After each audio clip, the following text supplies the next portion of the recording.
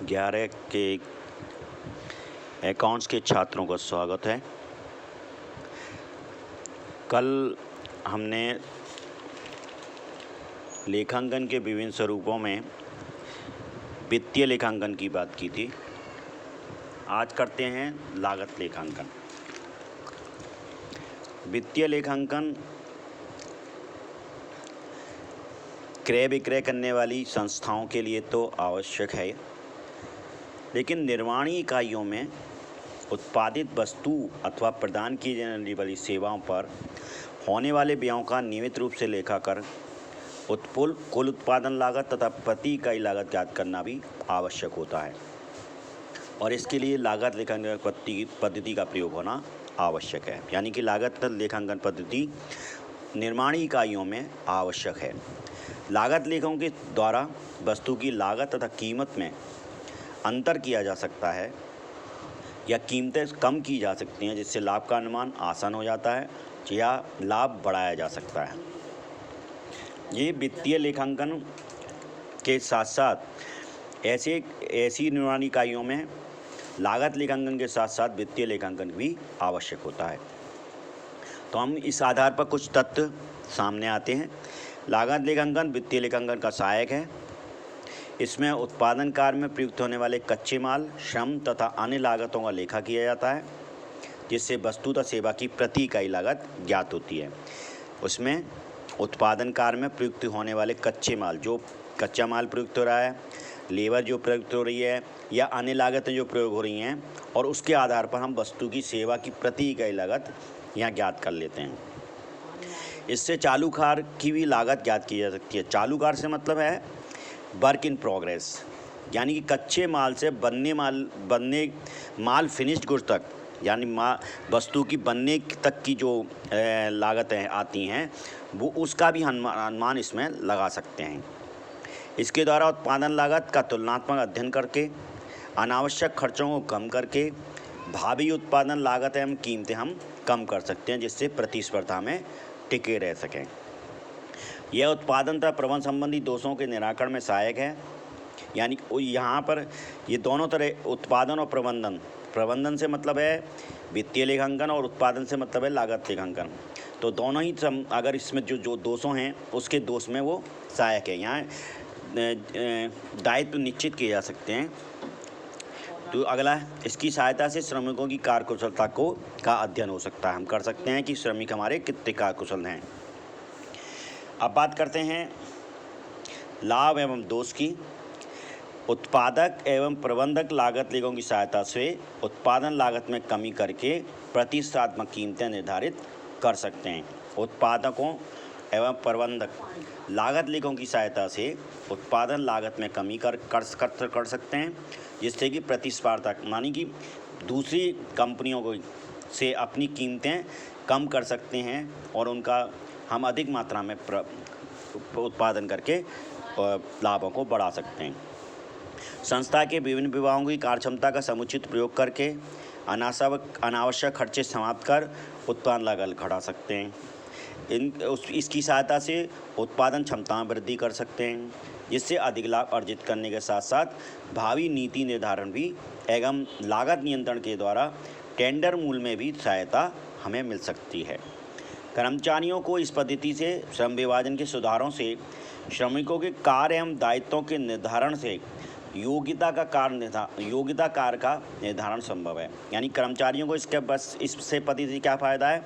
श्रम विभाजन के सुधारों से श्रमिकों के कार्य एवं दायित्वों के निर्धारण उनकी योग्यता के अनुसार किए जा सकते हैं, यानी कि उनको योग्यता के अनुसार कार्य मिल सकता है।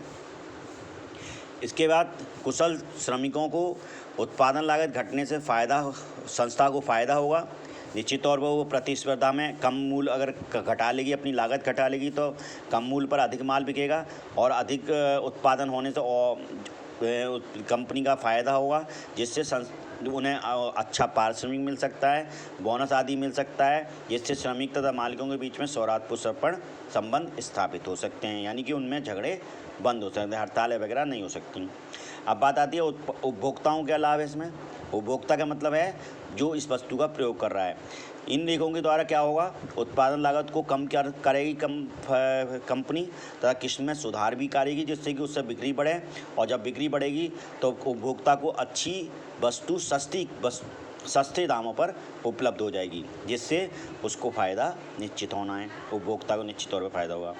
अब बात आती है निवेशकों को क्या फ़ायदा होगा। निवेशकों को इस प्रणाली के द्वारा व्यावसायिक तथा औद्योगिक इकाइयों की उत्पादन तथा लाभ अर्जन क्षमता की जानकारी कर अपने निवेश की सुरक्षा के प्रति आश्वस्त हो सकते हैं। यानी कि व्यावसायिक तथा औद्योगिक इकाइयों का उत्पादन बढ़ेगा, लाभ अर्जन क्षमता बढ़ेगी, तो निश्चित तौर पर उनके निवेश की सुरक्षा ज़्यादा हो जाएगी, तो वो अपने निवेश की सुरक्षा के लिए ज़्यादा आश्वस्त हो। निवेशक का मतलब है जिनका पैसा ऐसी फैक्ट्रियों में या ऐसी कंपनियों में लगा हुआ है। इसी तरह ऋणदाता को भी इसमें फ़ायदा है, वो भी अपने निवेश पर स्वयं समय पर ब्याज प्राप्त करेंगे, लाभांश प्राप्त करेंगे, क्योंकि कंपनी अच्छा लाभ कमाएगी और अच्छा काम करेगी, तो निश्चित तौर पर वो समय पर ब्याज भी देगी, उन्हें समय पर लाभांश देगी, जिससे कि वो ऋणदाता अपने निवेश के प्रति आश्वस्त रहेंगे, सुरक्षा के प्रति। राष्ट्र को लाभ यह है कि देश की जनता को कम कीमत पर अच्छी किस्म की वस्तु मिलने से वो विदेशी वस्तु को न खरीद कर देसी वस्तुओं को खरीदेगी, जिससे विदेशी मुद्रा की बचत होगी और देश में विदेशी मुद्रा के भंडार बढ़ जाएंगे, और जिससे अर्थव्यवस्था को फ़ायदा होगा। देश के विकास के लिए इसकी सहायता से विकास योजनाएं, लागतें निर्धारित करने तथा लक्ष्य निर्धारित किए जा सकते हैं। सरकारें बजट नियंत्रण विधि तथा प्रमाणिक लागत पद्धति के अपनाकर बजट बनाती है, जो सार्वजनिक उपक्रमों के लिए उपयोग होते हैं। यानी कि बजट नियंत्रण विधि होती है, मतलब जिसमें पहले से निश्चित कर लिया जाता है पैसा कहाँ से आएगा और कहाँ पर खर्च करा जाएगा। इस तरह से वो अपना नीति निर्धारण कर सकते हैं। अब बात करते हैं इसकी सीमाओं की, दोष की। अब ये दोष क्या है? खर्चीली विधि है, क्योंकि एक वित्तीय लेन देन के साथ साथ लागत लेखांकन भी करना पड़ेगा, उसके लिए स्टाफ भी रखना पड़ेगा, खाते किताबें वगैरह भी रखनी पड़ेंगी।